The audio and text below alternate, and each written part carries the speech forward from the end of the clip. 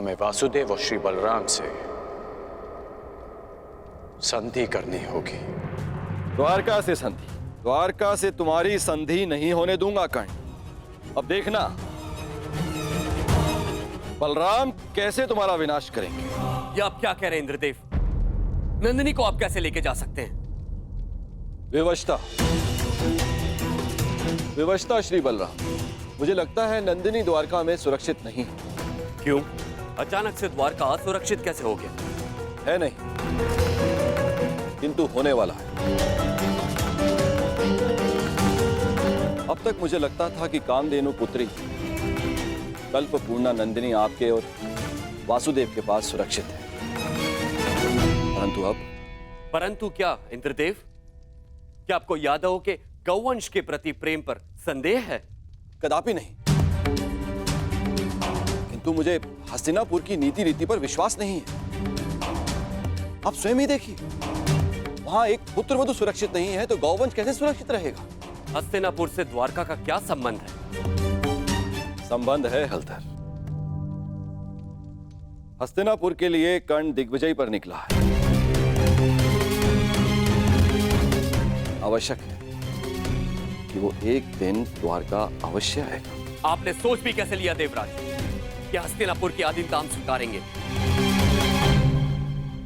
यदि हस्तिनापुर की सेना द्वारका के द्वार पर पहुंची तो मैं उन्हें यमलोक का द्वार दिखा दूंगा। और वो यदि संधि के लिए आए तो? संधि? संधि तो एक बहुत अच्छा विकल्प है। संधि से विकास के द्वार खुलते हैं। बड़े ही भोले हैं आप महाबली। आप उस हस्तिनापुर से संधि करेंगे जहां पुत्र वधू के वस्त्र हरण किए गए। आप उस हस्तिनापुर से संधि करेंगे जहां आपके फुफेरे भाइयों को द्यूत में छल कपट से हराया गया।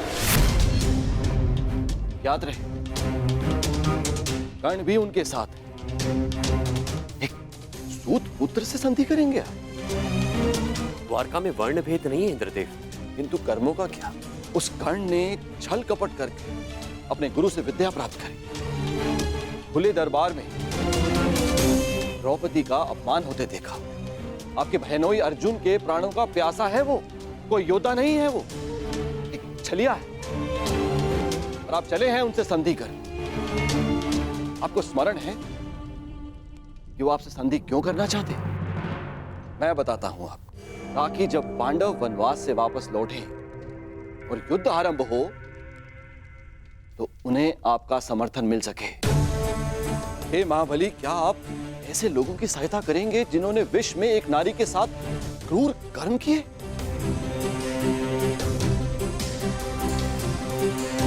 तो और क्या विकल्प हो सकता है इंद्रदेव? यदि कोई मित्रता का हाथ बढ़ाने के लिए आपके घर तक आए तो आप उसे कैसे ठुकरा सकते हैं?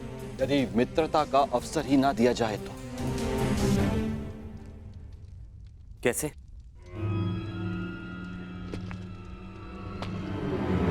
अश्वमेघ यज्ञ से, इससे पहले कि वो कर्ण द्वारका पहुंचे, आप अपने नाना श्री के प्रतिनिधि बनकर यज्ञ आरंभ कीजिए। अश्व छोड़िए। यदि कर्ण ने उस अश्व को जाने दिया तो वैसे ही हस्तिनापुर आपका अधीन हो जाएगा, और यदि रोक लिया तो आप युद्ध करके उसका नाश कर सकते हैं। ये अच्छा विकल्प है।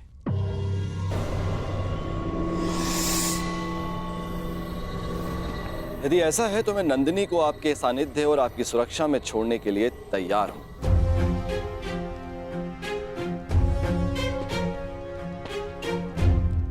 दाऊ,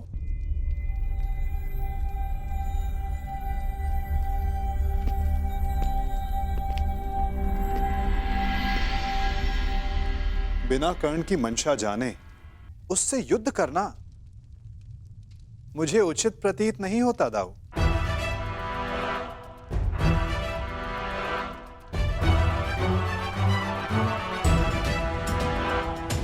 मुझे ऐसा प्रतीत होता है कि आप नंदिनी की सुरक्षा करने में समर्थ नहीं।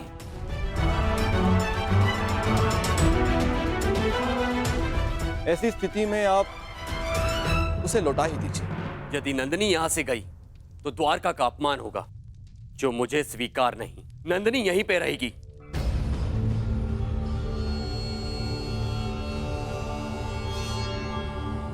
अश्वमेघ यज्ञ का आयोजन होगा कन्हैया। ये तुम्हारे ज्येष्ठ का आदेश है।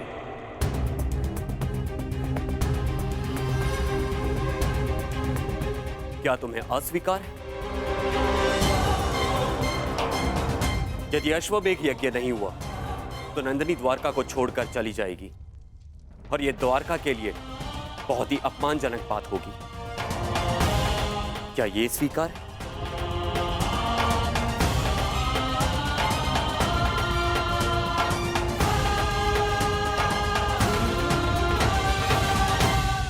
मैं आपके आदेश के परे कहां हूं दाऊ। जैसी आपकी इच्छा।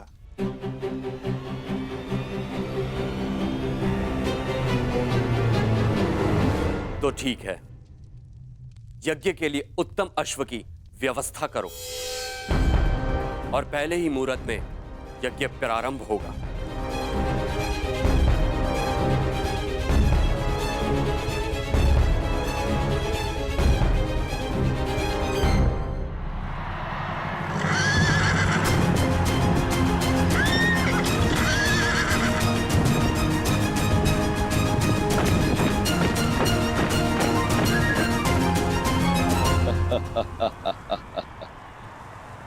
इसे कहते हैं समय का चक्र।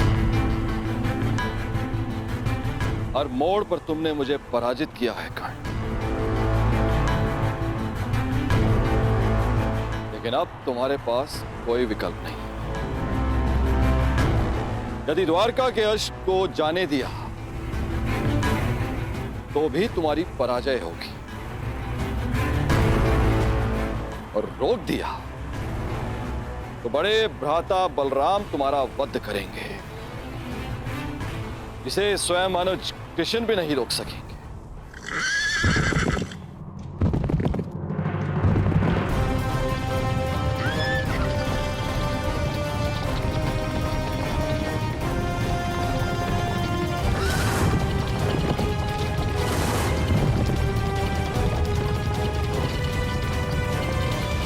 रुको!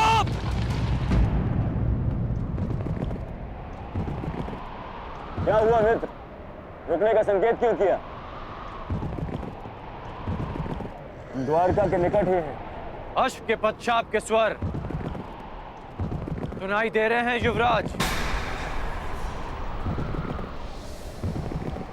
ये अश्व की नहीं, तुम्हारे पतन की पश्चात है ये कर्ण।